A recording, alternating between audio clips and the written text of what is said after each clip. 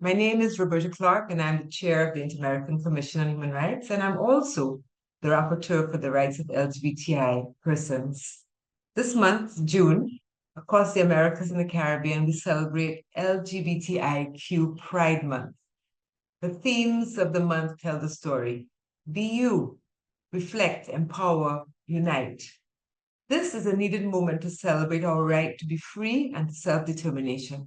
It is a moment to reiterate and strengthen our resolve, our demand for equality, and the recognition of all the human rights of lesbian, gay, bisexual, trans, gender diverse, and intersex persons. This month, people rally to salute the progress achieved by civil society, LGBTI human rights defenders, and governments. And we have made progress. In the last year, Dominica joined the ranks of countries which decriminalize same-sex intimacy. In Mexico, conversion therapies were banned.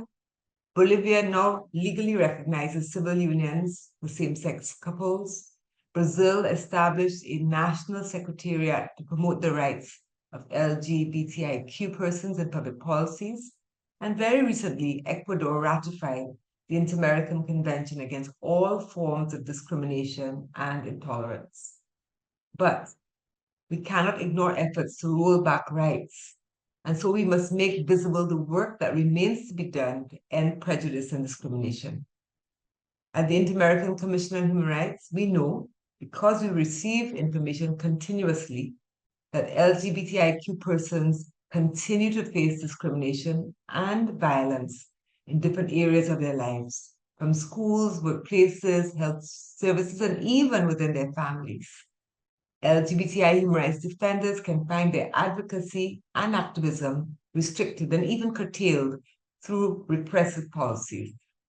The Commission reminds states that they have a duty to address discrimination and to investigate acts of prejudice-based violence in order to ensure access to justice and to prevent those acts of discrimination and violence.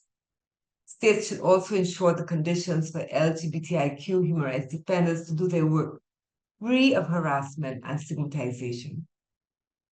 The OAS has clear standards on states' obligations to protect, respect, and fulfill the rights of LGBTI persons, and these have been applied in the Commission's merit reports as well as in cases of the Inter-American Court. The very important Advisory Opinion 2417, which interprets articles of the American Convention, reminds of the imperative of non-discrimination based on sexual characteristics, sexual orientation, gender identity, and gender expression. The right to a name, the right to an ID document, to family recognition, to access to non-discriminatory health services, amongst others, are basic human rights that states must recognize for everyone without discrimination, just like the right to live a life free of violence and discrimination. I therefore urge the states in the region to redouble their efforts to guarantee the human rights of LGBTIQ persons. It is so important that states develop and implement comprehensive legal frameworks and public policies that uphold the dignity and rights of LGBTI persons throughout the Americas. I want to thank Race and Equality for inviting the Commission's participation on this important occasion. I say happy Pride Month to everyone, and thank you.